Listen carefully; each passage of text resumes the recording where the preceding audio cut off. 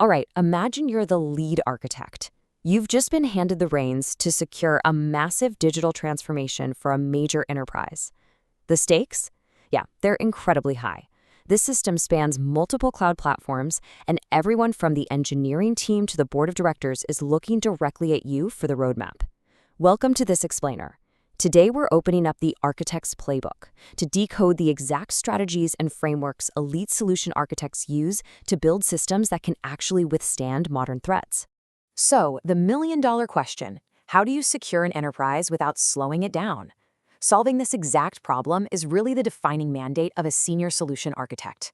Think about it. If you build a digital fortress that takes 10 minutes just for an employee to log into, you've failed the business. But if you build a lightning-fast system that leaves customer data exposed, well, you failed completely. Finding that perfect equilibrium is exactly what we're going to master today. To hit that perfect balance, here is our 6-step playbook for conducting a rigorous architecture review.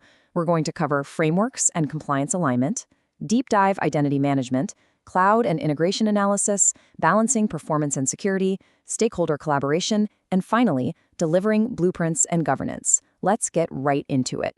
Now, the sheer gravity of this role really can't be overstated. 12 plus. That's typically the minimum number of years of overall IT experience you need just to sit in the architect's chair, with at least 5 of those years specifically in solution architecture, cloud, or enterprise security. This isn't an entry-level playbook, folks. The strategies we're unpacking are backed by heavy-hitting industry certifications. We're talking AWS Certified Solutions Architect, Microsoft Azure Expert, CISSP, or TOGAF. The people running this playbook have seen it all, and they bring some serious hard-earned expertise to the table. Let's kick things off with step 1, frameworks and compliance alignment. Because before a single line of code is written, we've got to look at the big picture. When we look at that big picture, we are immediately confronted with zero-trust architecture.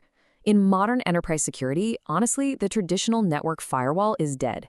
The old castle and moat approach, where everything inside the corporate network is just inherently trusted, simply doesn't work when your apps are in the cloud and your workforce is scattered all over the globe. Zero Trust demands strict identity verification for every single person and device trying to get access.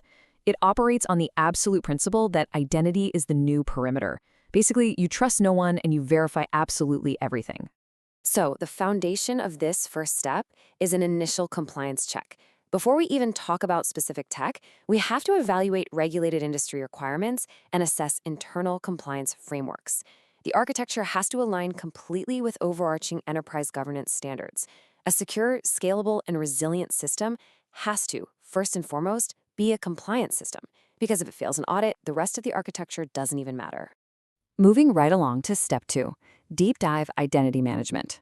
Since we just established that identity is the new perimeter, Identity and Access Management, or IAM, is arguably the most critical piece of our entire assessment. Let's break down this tooling landscape. On one hand, you've got authentication and authorization. Tools like Okta handle your everyday secure access, single sign-in, and multi-factor authentication. But privileged access management, or PAM, is a completely different beast. Tools like CyberArk are used specifically to lock down those critical keys to the kingdom accounts. Managing administrative access requires highly specialized oversight to prevent unauthorized takeovers. But governing all of these tools is one absolute golden rule.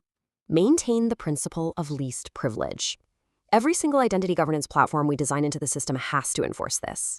It means users should only ever have the exact level of access they need to do their specific job for their specific life cycle, and literally nothing more. If an employee changes departments, their access has to adapt instantly. If they leave, it's revoked immediately. It's all about continuous automated enforcement. Okay, let's zoom out for step 3, cloud and integration analysis. We're shifting from individual user identity to the massive cloud environments where these systems actually live and breathe. This is a pretty rigorous sequential process. First, we verify the cloud-native security services directly within AWS or Azure to leverage their built-in strengths. Second, we analyze enterprise integration patterns. And third, we deeply scrutinize API security. Why? Well, vulnerabilities rarely exist in the dead center of a pristine, brand-new system. They exist at the seams. They hide in the messy reality of how our new system talks to older legacy systems or how it shares data with external third parties through APIs. That is exactly where the architect has to shine a spotlight. Which perfectly sets up step 4, balancing performance and security. This right here is where the analytical genius of a true solution architect really shines. It's the art of the compromise. We're constantly balancing two competing realities. On one side, you have intensive security controls. Think heavy data encryption at every layer and frequent MFA prompts. On the flip side, system performance and scalability. If we lean too far toward intensive controls, the system gets locked down so tight it becomes a bottleneck. The user experience plummets, and the business basically grinds to a halt. But if we lean too far toward sheer performance, sure, the system scales beautifully, but it's completely insecure. The architect's job is to intelligently design mechanisms where security can scale right alongside system growth without ever becoming that bottleneck. To pull off that balancing act, we absolutely need step 5, stakeholder collaboration. Because an architecture review is never a solo task done in a vacuum. It's heavily reliant on people. Here's a non-technical skill you just can't skip. You have to translate complex security risks into business-relevant terms. Excellent communication is literally just as vital as your cloud expertise. You could design the most brilliant, zero-trust AWS architecture in the world, but if you can't explain the business value to non-technical executives or sell the technical viability to highly technical engineering leads, your architecture is never going to see the light of day. You really have to embed yourself with cross-functional teams. You partner with engineering, security, and infrastructure. You provide continuous architectural direction to agile delivery teams, working directly inside their sprints, and you guide the software development lifecycle from start to finish. You're there to ensure that security isn't just an afterthought slapped on right before launch, but is fundamentally built into the daily workflow and daily code commits of the team. Finally, we hit step 6, the last step of the playbook, delivering blueprints and governance. This is where all the analysis and collaboration turn into tangible outputs. We're talking about delivering the actual architecture blueprints and highly detailed technical designs. It's about codifying the security standards and best practices the rest of the organization is going to follow. And it's about ensuring this new system fits perfectly into the broader, long-term technology roadmaps of the enterprise. These deliverables essentially establish the laws of the land for the new system. I want to pause here for a second, because this is about way more than just the tech. Use the review process as an opportunity to mentor engineers and improve the overall security culture of the team. That is the true legacy of a great solution architect. It's not just about leaving behind some nice documentation. It's about leaving the engineering team smarter, more capable, and significantly more security-minded than they were when you walked in the door. It's about elevating the entire culture.